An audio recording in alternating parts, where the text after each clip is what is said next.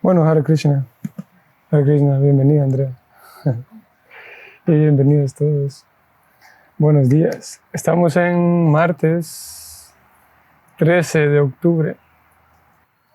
Y vamos a continuar, estamos en Bhagavatam, canto 1, capítulo 8, texto 16 y 17.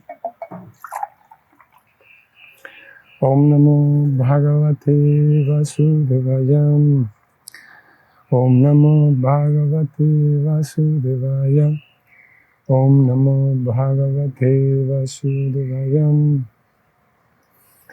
Narayanam Namaskritya Naram Chaiva Narottamam Devim Sarasvatim Vyasam Tato Jayam Udirayet Nasta Prayesu Apadresu Nityam Bhagavata Sevaya Bhagavati Rutamashloke Bhaktir Bhavati Naistiki Srimbatam Svakata Krishna Punya Sravana Kirtana Hridyantasto Hyavadrani Vidunati Suhrit Satam Krishna Swadhamupagate Dharmanyana Divisa Kalau Nasta Drishamesha Puranarko Dunoditaha Srimbatam Sradaya Nityas Grinetas Cha Sochestitam Kalena Nati Dirgena Bhagavan Vishate Hridi.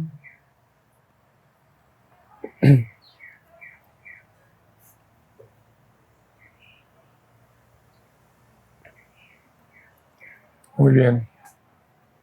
Así que estamos en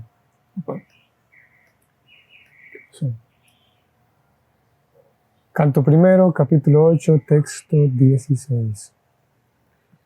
Namastahi tadaschariam sarvaschariam manechute jaidam mayaya devya sriyati avatihyantyayam sriyati avatihyantyayam. Traducción del verso y significado dados por Srila Prabhupada. Lo vamos a poner un poquito más grande. Bueno, todo lo que podamos. Y está mejor. Traducción. Oh brahmanas, no crean que esto es especialmente maravilloso entre las actividades de la misteriosa e infalible personalidad de Dios. Él mantiene y aniquila todas las cosas materiales mediante su propia energía trascendental, aunque Él mismo es innaciente.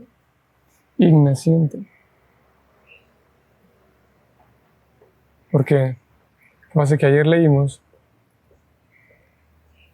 que entonces todos estaban reunidos, estaban los Pándavas y Draupadi, y ya Krishna había terminado la batalla de Kurukshetra y todo. Entonces Krishna dijo, bueno, ya me voy, empezó a despedirse de todos, y cuando ya estaba subido sobre su carruaje, llegó la nuera de Arjuna, que bueno, era específicamente la nuera de Arjuna, porque ella, Uttara, estaba casada con un hijo de Arjuna. Pero él había muerto, Abhimanyu había muerto, que era el hijo de Arjuna. Y Uttara llegó corriendo donde Krishna, le dijo, Krishna, que es que vengo a pedirte ayuda porque veo que hay un arma que viene hacia mí y que va a matar ella estaba embarazada, y va a matar a mi embrión, a mi hijo. Entonces, si tú así lo deseas, por favor, bueno, si yo voy a morir está bien, pero que no mate a mi hijo, ¿no? Y ella no quería, aparte, era el último hijo, estaban los Pándavas y sus hijos los habían matado, los 5 niños, y este niño estaba en el vientre de Uttara, era el único nieto de los Pándavas que iba a sobrevivir, no había otro descendiente, ¿no? Y entonces Krishna supo, vino Uttara ahí corriendo y llena de temor, decía el texto. Y entonces Krishna la escuchó. Inmediatamente vieron todos que venía era un arma muy poderosa. Y los Pándavas, si bien es cierto, ellos alcanzaron como como a tomar sus propias, cada quien sus armas, pero que, se dice en el texto que venía a tanta velocidad el arma que Krishna era la única persona que pudo detener el arma. Ni los Pándavas fueron capaces de poder detenerla. Así que Krishna, ¿cómo era esta palabra? Krishna esgrimió, decía el texto, esgrimió su disco, si has visto el disco, Sudarshan de Krishna, y él los salvó a todos, ¿no? Incluyendo al niño que estaba en el vientre, que más adelante se va a narrar un poco más de cómo es que Krishna salvó al niño en el vientre. Eso fue lo que leímos ayer y estos días, y hoy ese era el contexto. Y hoy se dice que no crean que esto de Krishna salvando de esta manera a los Pándavas, no crean que esto es algo maravilloso en las actividades de Krishna, esa personalidad de Dios que siempre es misteriosa e infalible. Él mantiene y aniquila todas las cosas materiales mediante su propia energía trascendental, aunque él mismo es omnisciente. Vamos al significado.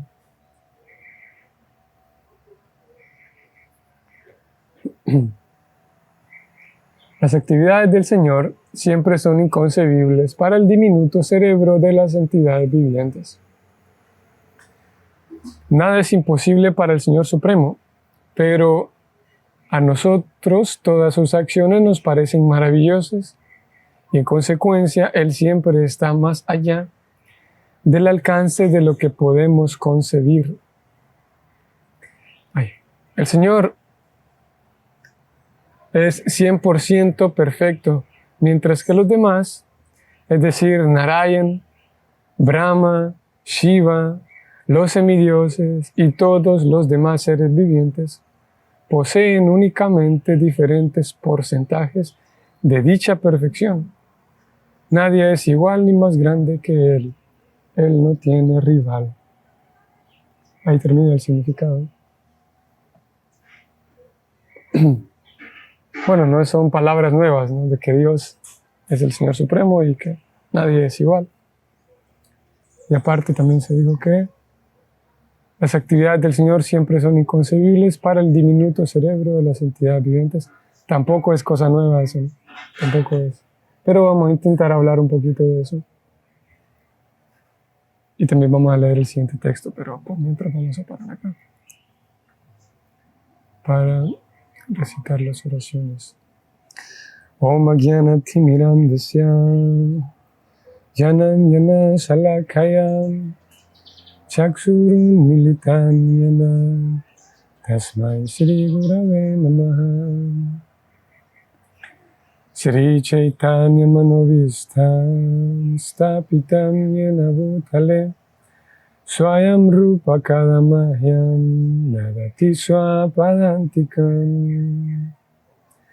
He Krishna Karuna Sindhu Dinavando Jagatpate Gopesha Gopika Kanta Radha Kanta Namostute.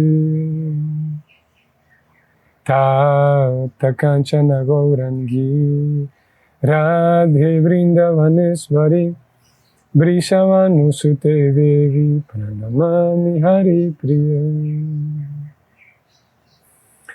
Vanchakalpatarubhyascha Kripa Sindhubhya evacha Patitanam Pavanebhyo Vaishnavebhyo Namo Namaha.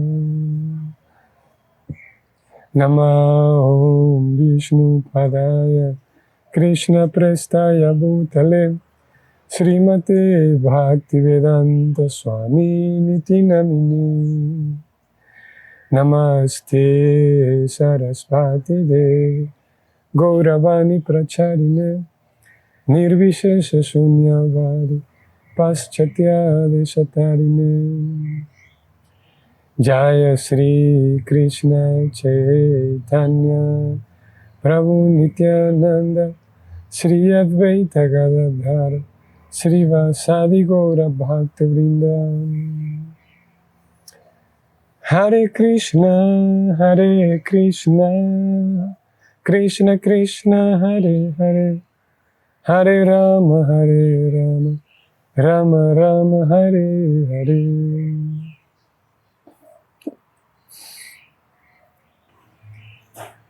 Así que nuevamente, Hare Krishna, bienvenidos. Lo que leímos fue el texto 16 y vamos a leer el siguiente también. Pero podemos mencionar un par de cosas de este verso. Como dijimos algunas veces, y como hemos dicho, que describen nuestros maestros espirituales, que Krishna,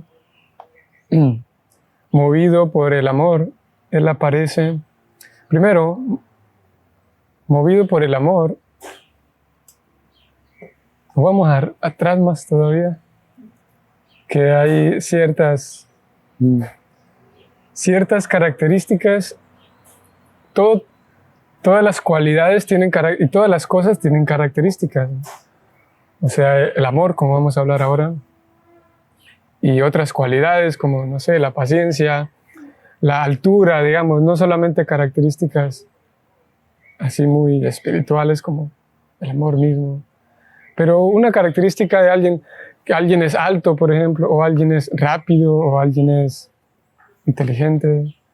Todas las cualidades tienen características, ¿no? Y esas características me sirven a mí para determinar, por ejemplo, si una persona es alta de estatura, y puedo basarme en las características de la estatura para determinar si alguien es alto o no. Entonces podríamos medir el promedio de altura de una población, de un lugar, porque todo esto es subjetivo. No en todos lados hay el mismo promedio. Entonces alguien diría, bueno, tal persona, porque el promedio de este país o de estas regiones, midiéndolo en centímetros, sería 1,70, digamos. Entonces si una persona mide 1,80, entonces le consideraría una persona alta, ¿no? Basado en los criterios y basado en las características. Lo mismo sería para otras cosas. Para la inteligencia está el IQ, que mide la inteligencia de cada quien. Y similarmente el amor, ¿no? El amor tiene ciertas características que me ayudan a mí a determinar cuánto amor, podemos decir. Sí, a determinar si mis acciones están cargadas, estoy actuando de manera amorosa. Y una de las características del amor o de actuar de manera amorosa es que la persona respeta la libertad del otro, ¿no? Si yo respeto la libertad del otro, esa es una característica del amor, ¿no? Eso querría decir, volviendo con una persona alta, que si una persona alta, yo digo, bueno, él o ella es una persona alta, de estatura, ¿cuánto mide? Ah, bueno, mide 1,80, mira, y bueno, lo pongo 1,80, ok. Pero cuando me doy cuenta, miro que está usando unos zapatos que le hacen trampa, ¿no? Porque unos zapatos grandes. Entonces, a pesar de que la medida sí es 1,80, pero no es una medida neta, no es una medida así real, ¿no? Porque está haciendo trampa. Entonces, similarmente, podríamos decir el amor. ¿Qué es el amor? El amor es cuando una persona quiere todo el tiempo estar con la otra persona, por ejemplo. Pero cuando nos metemos de cerca, nos damos cuenta que así como la persona alta estaba usando zapatos altos para llegar a los 1,80, así similarmente, alguien podría decir, bueno, yo tengo tanto amor por alguien que todo el tiempo quiero estar con ella o con él. Pero cuando nos metemos más de cerca, posiblemente encontremos que esa persona quiere estar conmigo porque tiene miedo, porque yo la estoy amenazando, qué sé yo, o porque diferentes factores, ¿no? O porque de repente quisiera irse, pero no tiene a dónde irse, por lo tanto está conmigo. No es tanto amor, sino que otros factores, ¿no?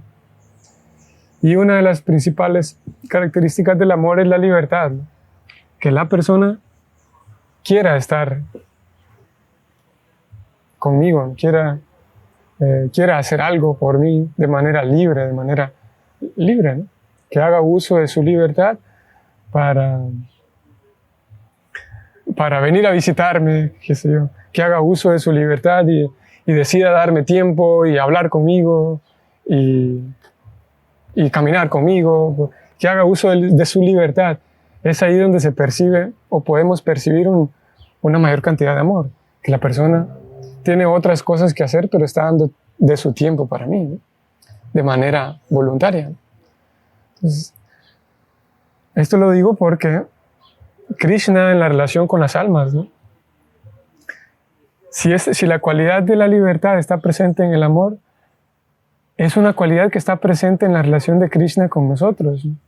Y la razón por la que estamos en el mundo material es porque en un momento Krishna decidió respetar la libertad de aquellos que queríamos estar un tanto distantes de Dios. Eso es todo, ¿no? Porque si Dios Supremo, si el Señor Supremo obligara a todos a vivir en el mundo espiritual es más agradable, ¿no? Nuestra casa es el cielo, como algunos dirían, el mundo espiritual. Entonces, ¿por qué Dios, si sabía que nos íbamos a venir a este lugar tan lleno de problemas, y el virus, y Monsanto, y antenas 5G, y los presidentes, ¿por qué Dios simplemente no dijo, bueno, voy a acabar con el mundo material y voy a obligar a todo el mundo que esté en este lugar donde todo es felicidad, ¿no? El mundo espiritual? Y lo cierto es que eso va en contra de toda la gran definición del amor. Y el amor es respetar la decisión del otro, ¿no? Así que en un momento ciertas almas dijeron, bueno, no necesariamente por una rebelión así de envidia grande. Bueno, algunos de nuestros maestros espirituales describen y lo relatan de esta manera. Es que el alma sintió una leve curiosidad por saber qué se sentía estar un poco distante de Dios, no por odio a Dios, no por envidia. Algunos de nuestros grandes Vaishnavas describen eso. Aunque este es un tema bastante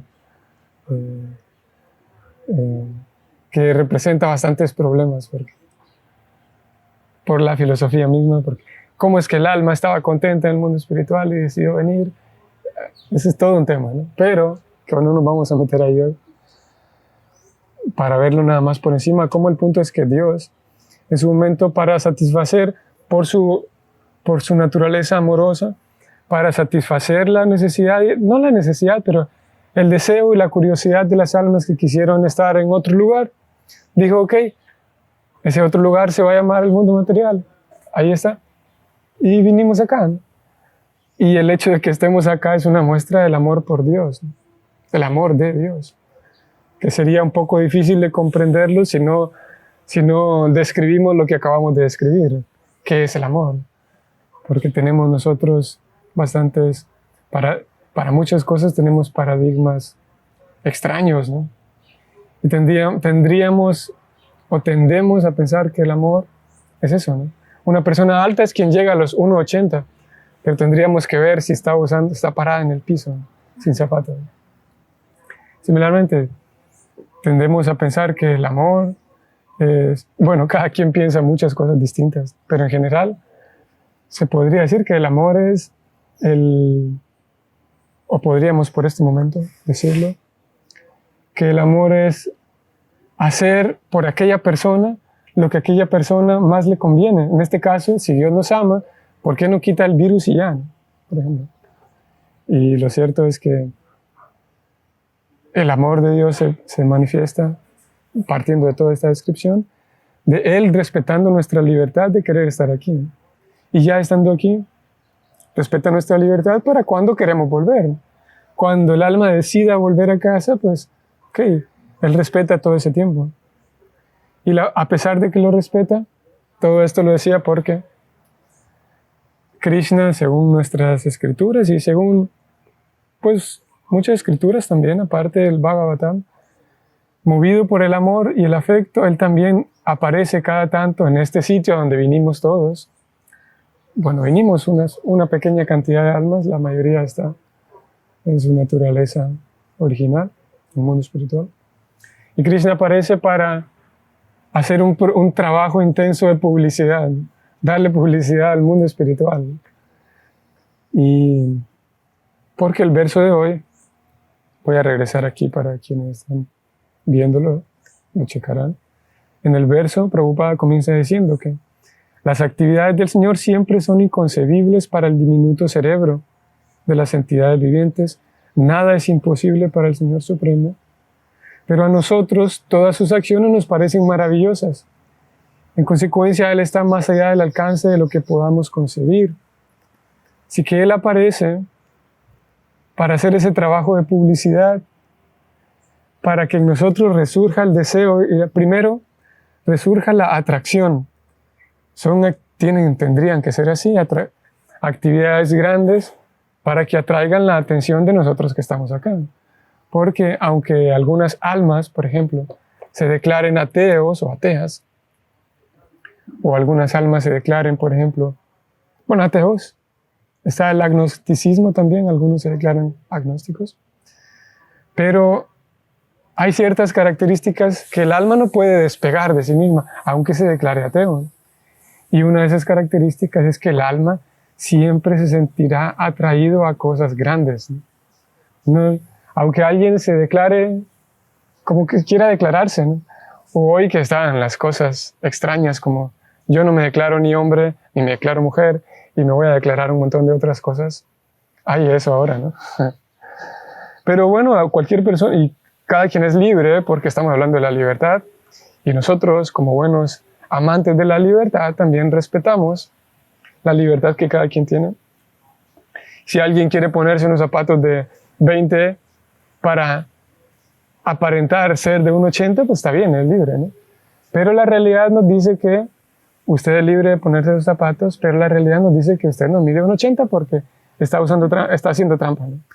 Pero usted es libre de ponerse los zapatos que quiera. Entonces, similarmente, la persona es libre de imaginar qué es lo que quiera, ¿no? La ciencia nos dice que usted es otra cosa, pero usted es libre de imaginar lo que quiera hacer, ¿no? Entonces, aunque alguien sea de cualquier raza, que tenga cualquier edad, hay ciertas cualidades que el alma no puede separar de sí misma. Y una de ellas es que todas las almas, especialmente todas las almas, pero vamos a hablar de seres humanos, todos se sienten atraídos por cosas más grandes, ¿no? Es así, ¿no? Estamos aquí reunidos y de alguna u otra manera, no todos, pero en general nos sentimos atraídos, por ejemplo, a la belleza de otros, a la fama de otros. Nos sentimos, si alguien no se siente atraído por el iPhone nuevo que salió y la cámara, y mira, es algo grande, ¿no? Es algo, la mejor marca de ropa, la mejor marca de esto. Y si alguien no se siente atraído por cosas del mercado, se sentirá atraído por la naturaleza, por los árboles grandes. Mira, este árbol tiene 1000 años y hay 40 personas rodeándolo. Es una noticia, no podemos negarlo, ¿no? O alguien dice, mira, las cosas grandes siempre atraen a las personas porque el alma tiene, el software así está diseñado para el alma. El alma en su naturaleza original está atraída por Dios porque Dios es el más grande de todos, ¿no? Y cuando llega aquí, a pesar de que se declare ateo, siempre dirá, mira este libro que escribió Ernesto Sábato. Mira este libro que escribió, ¿quién más? Cualquier persona. Porque el alma siempre tendrá la tendencia a sentirse atraído por alguien más o por algo más. Y esa tendencia viene porque el alma en su estado original pues está atraído por Krishna. Y eso, nadie puede sacar ese software de sí mismo, nadie puede formatearse, ¿no? Y por mucho que alguien lo intente, pues adelante. Si alguien quiere, puedes formatear tu sexo, está bien, puedes formatear tus genes, cambiar todo lo que quieras, pero el software del alma de Krishna dice, vamos a buscar un verso de Bhagavad Gita, porque Krishna lo dijo esto hace 5000 años, de que nadie puede formatear el software del alma. El software del cuerpo sigue adelante, todos. Puedo cambiar mi color de piel, puedo cambiar mis pigmentos, puedo tatuarme todo el cuerpo, por ejemplo, puedo cambiar mi color de ojos, puedo cambiar mi sexo, puedo cambiar mi nombre, mi edad, ahora que las cosas están un poco más arrevesadas, porque vivimos una sociedad que se cree inteligente, pero tiene tantas tonterías.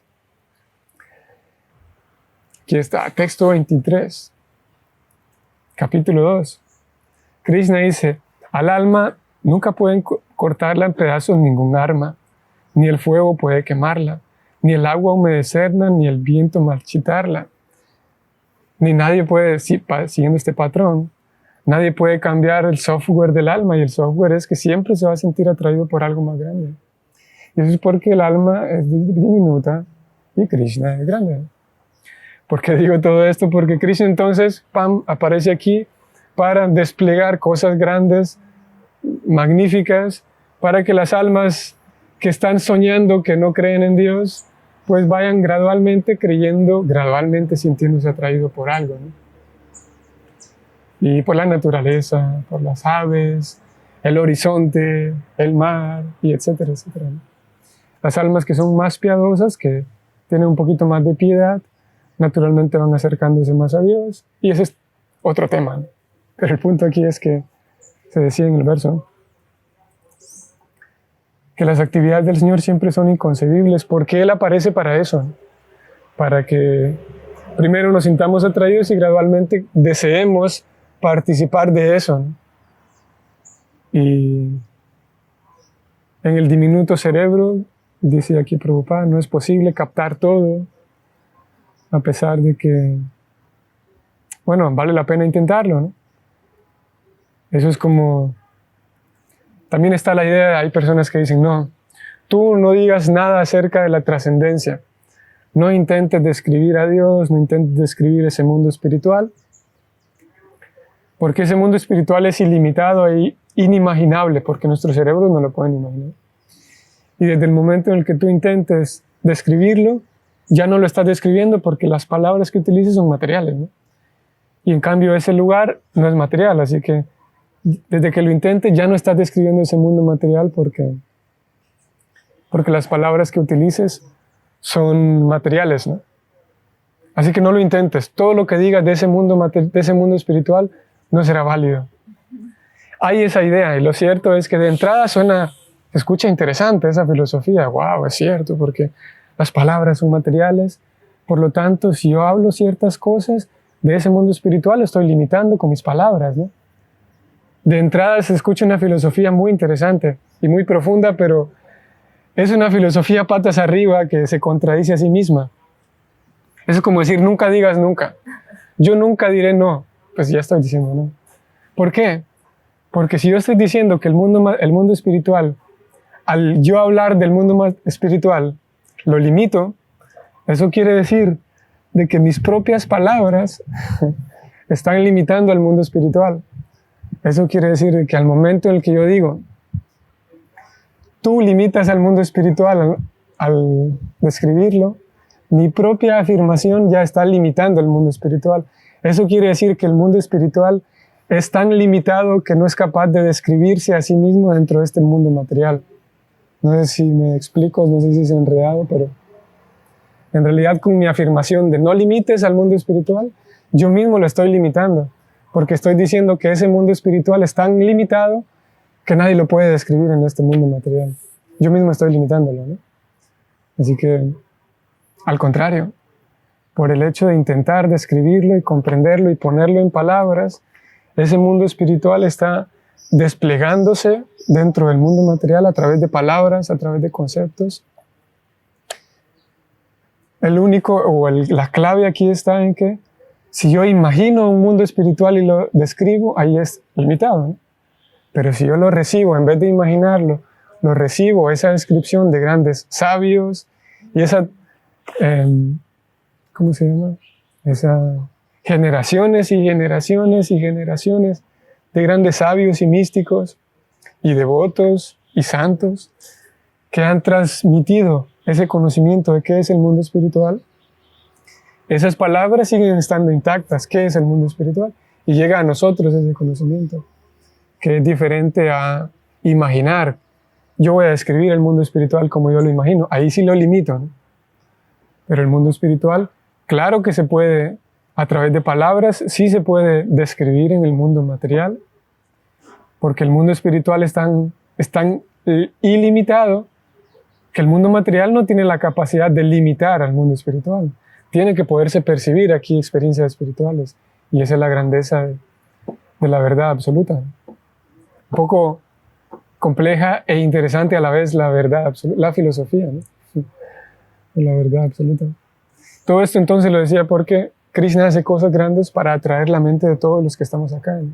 Y gradualmente, por el intento de reproducir con mi lengua, reproducir con mis palabras, con mi capacidad, reproducir esas narraciones, escucharlas también, con la conciencia de que esas narraciones no son mitología, no son solamente una novela atractiva, con la conciencia de que esas narraciones son actividades del mundo espiritual, que la verdad absoluta, que a fin de cuentas es una persona, la verdad absoluta las manifiesta aquí en este mundo material, y al momento de yo meter mi mente, mi inteligencia en esas actividades, es como si mi mente y mi inteligencia estuvieran en el mundo espiritual. Por lo tanto, estoy en el mundo espiritual a través de escuchar y narrar esas actividades, ¿no? Es una tecnología muy interesante, ¿no? Es así como puedo viajar y puedo estar en el mundo espiritual a través de escuchar y hablar, ¿no? Y esa es la tecnología de cómo funciona una práctica llamada Sankirtan o Sravana Kirtan, que es escuchar y hablar. Y es así como Krishna, solamente él viene solamente, actúa y hace sus cosas para divertirse, para salvar a los devotos que están en problemas en el mundo material, y todos los devotos en generaciones posteriores se beneficiarán solamente de escuchar y hablar de esas actividades, siempre y cuando se haga con una conciencia apropiada, ¿no? Saber que esas actividades son actividades especiales, no es una pura mitología o no es cuentos, puros cuentos, otros cuentos más, como leer el Bhagavatam y mira los Pándavas. Pero mira, encontré este otro libro, 100 años de soledad. Y se escuchan, y hay, porque Krishna así se manifiesta, Krishna manifiesta la creatividad en muchas personas, ¿no? Y hay libros y hay novelas que son tan bien escritos, ¿no? O sea, hay escritores y todo, la creatividad viene de Krishna también. Y hay escritores y novelas que son tan intrincadas y tan bien escritos, ¿no? La trama muy bien hecha, a un nivel artístico muy bueno. La única diferencia es que esa capacidad artística no tiene la capacidad de llevarnos a través de su relato, llevarnos al mundo espiritual, ¿no? En cambio, los relatos de Krishna y sus devotos tienen esa capacidad, ¿no? Y en ese sentido, la capacidad artística de creación a través de la literatura no es que sea mala, por supuesto que no es que sea mala. Claro que hay libros de todos los tipos y hay libros que sí están ahí para envenenarnos, como Prabhupada lo dice en el canto primero, capítulo primero, que hay libros que sí envenenan la conciencia, que te desencaminan. Hay otros libros que no son espirituales en sí, pero que son simplemente bondad, podríamos decir, dentro del mundo material. Una novela, qué sé yo, o libros mismos que te hacen pensar un poco más allá de la conciencia, pero no son espirituales con la misma potencia que las descripciones de Krishna, ¿no? Porque él aparece para eso, ¿no? Así que, por esa razón, decía el verso que las actividades del Señor son más allá de lo que podamos captar en el diminuto cerebro, pero no quiere decir que el diminuto cerebro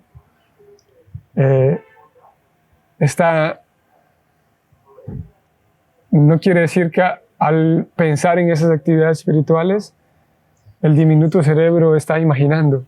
Claro que hay la posibilidad de imaginar, pero dentro de nuestra tradición Vaishnava recibimos relatos para no caer en inventar cosas de Dios, ¿no? Y por último leamos el segundo verso. Pero quiero ver si posiblemente hay alguna reflexión. Andrea, algún punto interesante o alguna reflexión.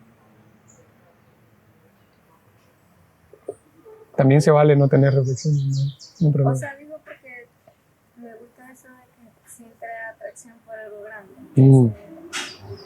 Wow, eso te lleva a, como dices tú, a enseñar. Y es verdad, porque cuando estás con devoto, es otra vibración, otra atmósfera. una atmósfera más grande, más Sí, bonita, ¿no? exacto. Ujú.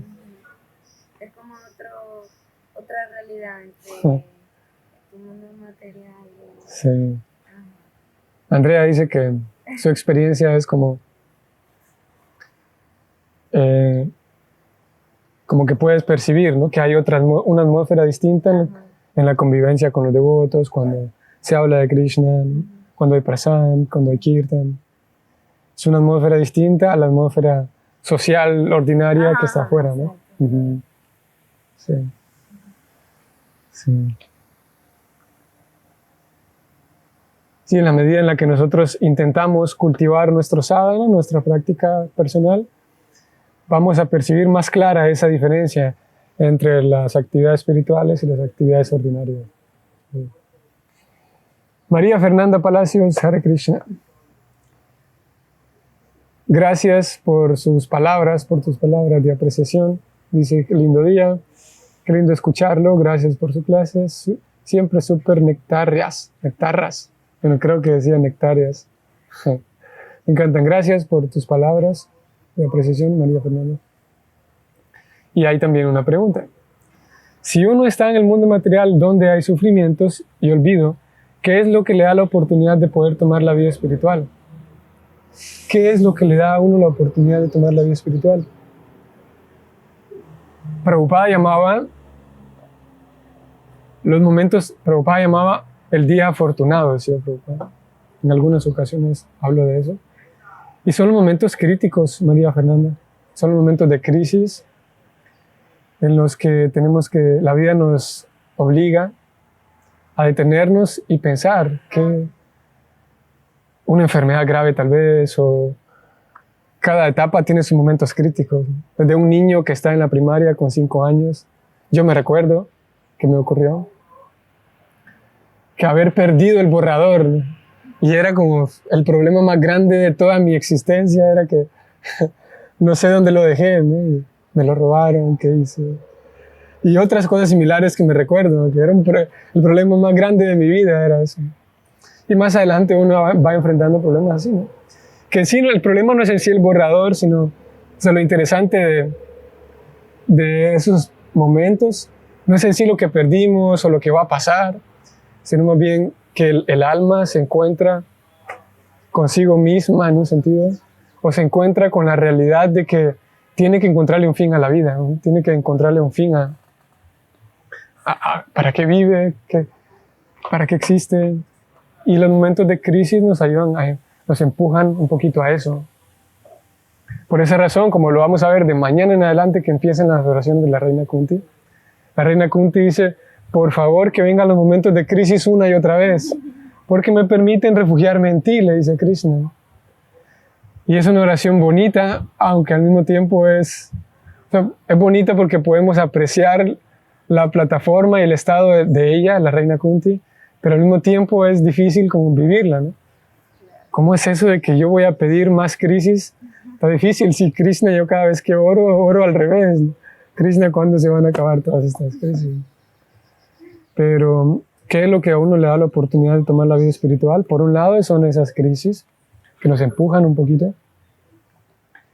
Y por otro lado, no son las crisis, sino tiene que haber otro ingrediente, y es que la persona tiene que ser un alma piadosa. Prabhupada describe en el Néctar de la Devoción, capítulo 2, si no recuerdo mal, Prabhupada describe que tiene que haber piedad en el corazón de la persona. Y la piedad se genera haciendo buenos actos, buenas cosas, buenas obras. Haciendo buenos actos se cultiva algo llamado como sukriti. Sukriti es lo que llamaríamos piedad. Y si yo tengo en mi vida, tengo una cuenta grande de piedad, de sukriti, entonces eso me hará entrar en la categoría de almas piadosas. Y esas almas piadosas, cuando tienen un problema, naturalmente recurren a Dios, ¿no? O recurren a Dios directamente, o recurren a una ayuda más allá de lo natural. Tal vez no a Dios directamente, pero van comprendiendo que el universo te ayude. Yo no creo en Dios, pero que el universo te ayude. Van teniendo esas personas con sukriti. una concepción de que hay algo más allá. Y hay muchos niveles. Mientras que hay personas que solamente tienen duskriti, que no tienen sukriti, sino lo contrario. Cuando llegan las crisis, no se refugian en Dios, sino que se alejan cada vez más de su esencia. Y Krishna habla de ellos, capítulo 7, Bhagavad Gita, duskriti. Hay personas que les pase lo que les pase, lamentablemente no se acercan a Dios, ¿no? Y están descritos ahí. 7:16, Krishna dice, Na mam duskriti no mudra. Personas que lo que les pase, no se quieren acercar a Dios. Y nosotros tratamos de respetar la libertad de todos, como iniciábamos diciendo. Nosotros tratamos, o idealmente tratamos de, así como Dios aparece para hacer publicidad, nosotros podemos, dentro de la sociedad, poder ayudarle en la publicidad de Dios, en el sentido de que con mi persona, con mi presencia, con mi forma de ser, puedo, si encuentro personas que de repente no tienen mucha la atracción a Dios, y es lo que Prabhupada hizo, puedo generarles a ellos la atracción hacia mí, por lo menos, ¿no? No la atracción, bueno, en este contexto que lo estamos hablando creo que se comprende. María Fernández, muchas gracias. Disculpa, ¿a qué hora leen el libro? Transmiten la lectura. Todos los días es 8:15, María Fernández, que creo que en México es la misma hora, si no recuerdo mal. 8:15 de la mañana. Entonces decíamos, si yo logro con mi presencia, con mi forma de vivir, que es lo que Krishna le dice a Arjuna, que yo pueda ser una persona ejemplar en la sociedad, en mi círculo de personas, para que aquellas personas que me rodean pues sientan el agrado de estar conmigo, de convivir conmigo. Y por el agrado de convivir conmigo, eventualmente les puedo ir compartiendo cosas que hago, ¿no? Les puedo ir dando la publicidad de Dios, ¿no? Gradualmente. Que es diferente a querer martillar y forzar a alguien, adoctrinar a alguien. Generalmente ocurre lo contrario. Después nadie quiere hablar conmigo porque todo el tiempo estoy tratando de adoctrinarlos con mi doctrina. Pero si primero, ¿qué es lo que Prabhupada hizo? Si primero el círculo de personas con quienes convivo, primero siente una atracción, en el buen sentido, un agrado por estar conmigo, valoran mi presencia, mi compañía hacia ellos, eventualmente ellos querrán saber más de mí, eventualmente querrán conocer la parte espiritual, porque si yo me doy y soy una persona respetable, van a valorar lo que hago. Toda una cuestión aquí social, pero ya después no verán mi plática de cosas espirituales, no lo verán como que te estoy adoctrinando, sino como me respetan ahora, como hay un reconocimiento, valoran ya mi personalidad, mi forma de ser, van a valorar lo que yo practico. Ese sería un método, ¿no? Prabhupada fue lo que hizo. En vez de adoctrinar al principio y martillar, pues que las personas se sintieran atraídas a él, como él vivía aquello que estudiaba, ¿no? Ernesto Vaca, Bhaktivinoda Thakur dice que hay escrituras árticas y paramárticas. Las paramárticas describen directamente la mecánica del mundo espiritual. Asimismo, hay libros que describen la naturaleza del mundo espiritual y hay libros que describen cómo funciona el mundo material. Por ejemplo, las 3 modalidades de la naturaleza material. Bhagavad Gita, capítulo 14, son descripciones de lo que ocurre aquí, cómo funciona el mundo material. No es necesariamente una descripción del mundo espiritual. Pero, al mismo tiempo, por ser descripciones del mundo material, nos ayudan a poder entender mejor el mundo material, que en fin de cuentas es comprender mejor a Krishna. Así que están en el mismo nivel en el sentido de los dos.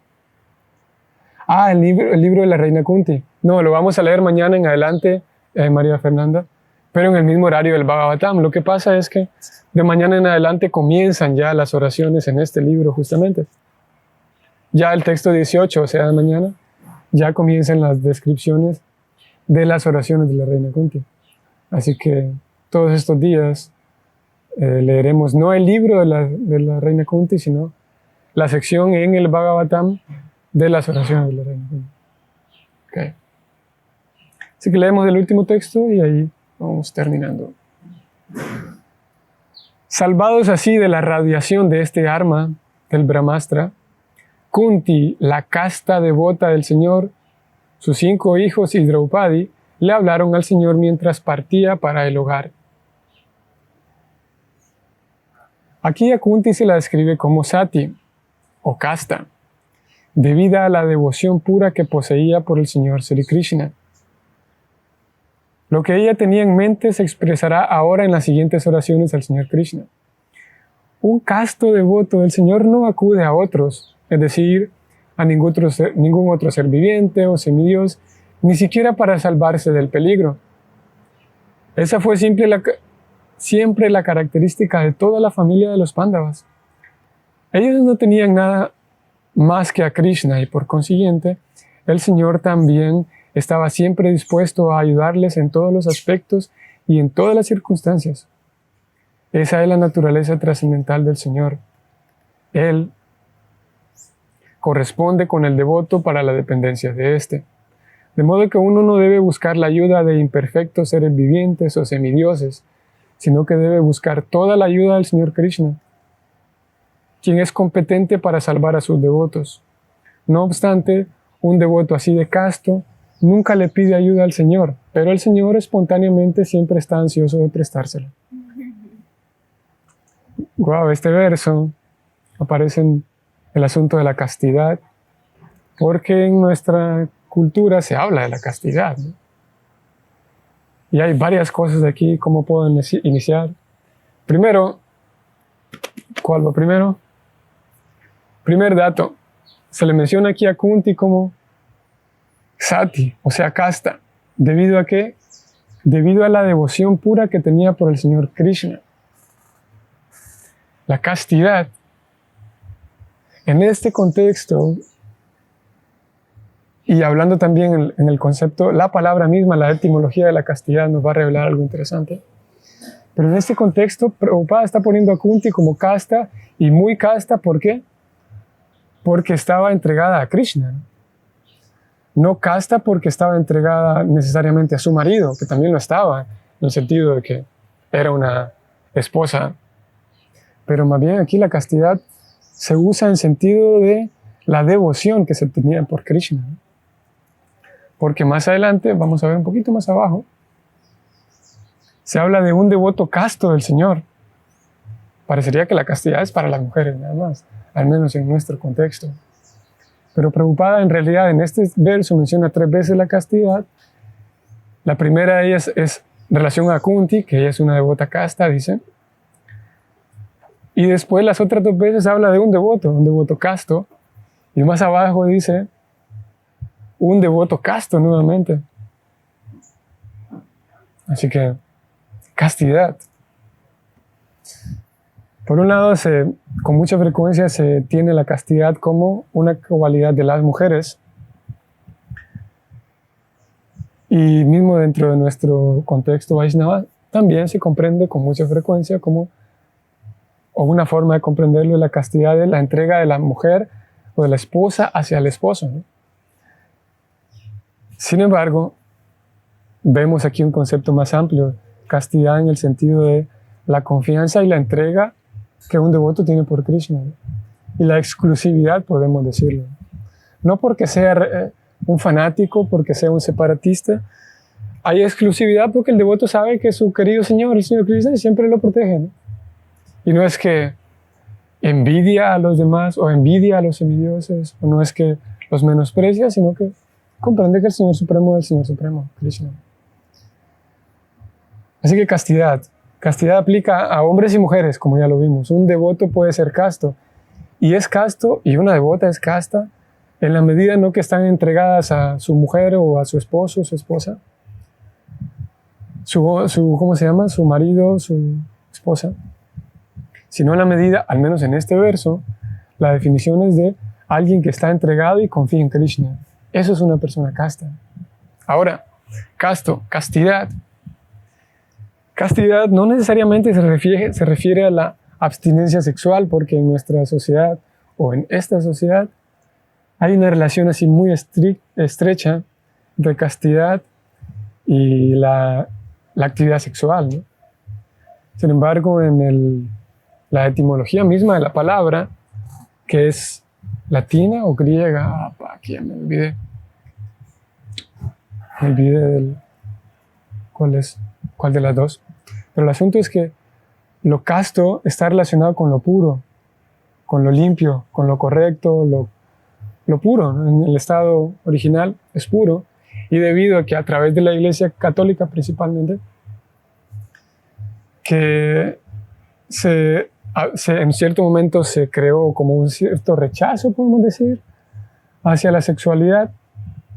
Entonces, la promiscuidad vino tomando el color. La promiscuidad sería lo contrario de la castidad, porque siendo lo casto, lo limpio, lo puro, lo correcto, lo en orden, cuando había promiscuidad se consideraba que se perdía la castidad. No porque se perdía solamente mi abstinencia sexual, sino porque perdí mi pureza, ¿no? En un sentido, ¿no?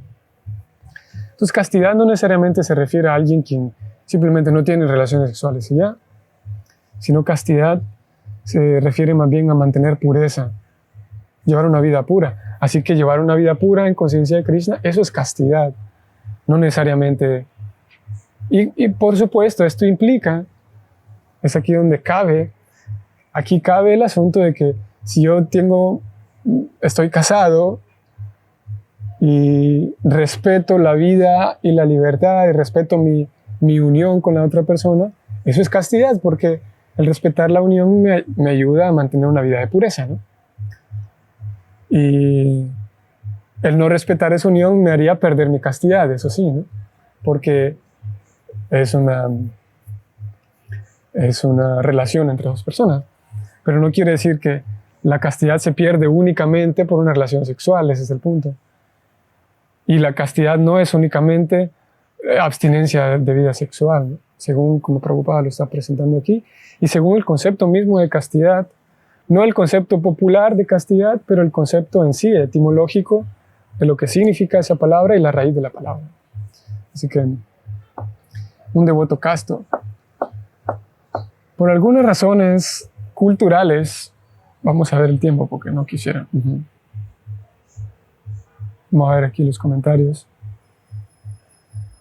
Castidad significa no apreciar la dimensión real de la devoción.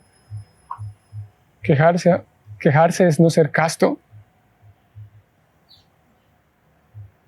Castidad significa no apreciar la dimensión real de la devoción. Quejarse significa, bueno, en un sentido así amplio, si dijimos, si castidad significa puro, entonces una persona que pasa todo el tiempo quejándose, pues en un sentido le falta apreciación por las cosas. Si alguien pasa todo el tiempo quejándose es porque ve que todo está mal, entonces me voy a quejar, ¿no? Y una persona que tiene una buena visión se da cuenta de que hay muchas cosas por agradecer y todo lo demás. Así que quejarse todo el tiempo, en ese sentido sería falta de castidad, sí, en ese sentido. En ese sentido, sí.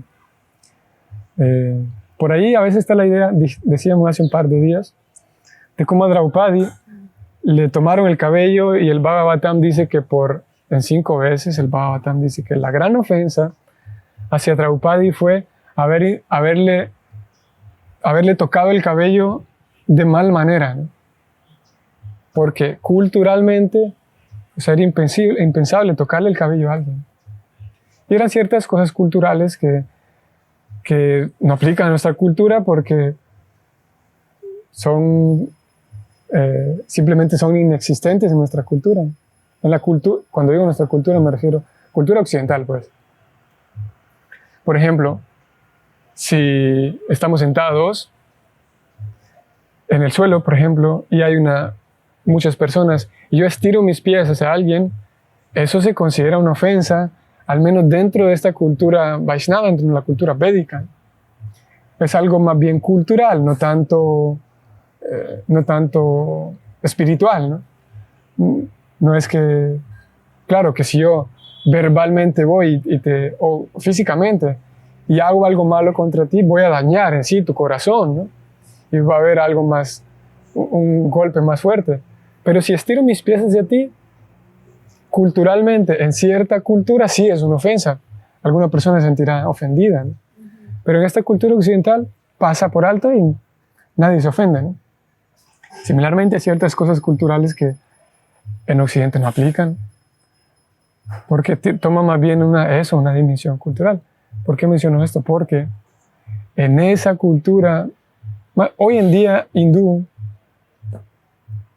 es que, y por algunas razones también previas, por ciertas razones históricas, las damas, cuando estaban casadas, ellas cubrían su cabeza, ¿no? O bueno, antes de ir a este punto, decíamos hace unos días que por una cuestión cultural, imagínate, por una cuestión cultural, si una mujer tenía, por ejemplo, su cabello partido a la mitad, aquí así, era una mujer impura, incasta. Si una mujer tenía partido su cabello aquí, era una mujer casta. Y eran cosas culturales que hoy en día, pues, son símbolos, simbología que no se entiende aquí, ¿no? O sea, no. Es como en algunas otras culturas. Bueno, y traes un anillo, es, ok, una mujer casada, se mantiene una distancia, trae un anillo, ¿no? Ok. Y hay quienes, en otras culturas, pues, traer un anillo no significa nada, ¿no? Porque son cuestiones culturales. Entonces, por una situación cultural en algunos y para ciertos momentos, las mujeres que estaban casadas se cubrían su cabeza con un velo, ¿no? Con un trapo, ¿no? Lo cual, por una simbología cultural, era como el anillo en un sentido, más o menos, y por algunas otras razones culturales, entonces cubrían su cabeza, ¿no? Por ciertas, simbología cultural, social. Entonces me daba un criterio, ok, es una dama que está casada, todo, ¿no? Cosa que hoy en día ya debido a que nuestra familia devocional es como una herencia milenaria de India, puesta en práctica en países occidentales, ciertas cosas se traen de India que no son tan milenarias, no son tan científicas, no son tan reales. Entonces, hay ocasiones en donde se considera que tápate la cabeza, Andrea, porque una mujer no puede estar con la cabeza destapada, porque es impuro. Para mantener la castidad tienes que mantener tu cabeza cubierta. Cosa que es simbología cultural y simbología social, que en el medio occidental no agrega más castidad ni quita más castidad tener la cabeza cubierta o destapada. En una sociedad específica, sí. Así como en esa sociedad específica yo no puedo sentarme con mis pies mostrándotelos a ti porque tú te enojarías por ese simbolismo cultural, ¿no? Cosa que aquí en Occidente, pues, todo el mundo lo pasa por alto, ¿no? Así que eso en relación a la castidad también, que hacía falta mencionarlo. Que no es que agrega más castidad si te cubres la cabeza. Lo menciono porque a veces está esa idea, ¿no? Y a veces se transmite esa idea. Y que si te cubres la cabeza, Andrea, las mujeres dentro de la conciencia de Cristo tienen que cubrirse la cabeza. Si te cubres la cabeza, esa es una dama casta. Y no te la puedes descubrir porque pierdes castidad. Y eso es, como digo, en ciertos momentos que aplicaba. Y bueno, si hablamos de la libertad al inicio, cada persona es libre en este caso, de ponerse un velo sobre la cabeza y cultivar castidad de esa manera, ¿no? No es que esté mal, sin embargo lo mencionamos porque no es que agrega más castidad, porque castidad significa estar entregado a Krishna, y ponerme un trapo en la cabeza no es símbolo de que estoy más entregado a Krishna. Así que eso es la castidad. Bueno, paramos aquí. ¿Algo más que reflexionar, Andrea? Ok. Vemos si hay algún comentario más aquí en el chat. ¿No? Ok. Bueno, entonces llegamos al final. Hare Krishna, que pasen un feliz día.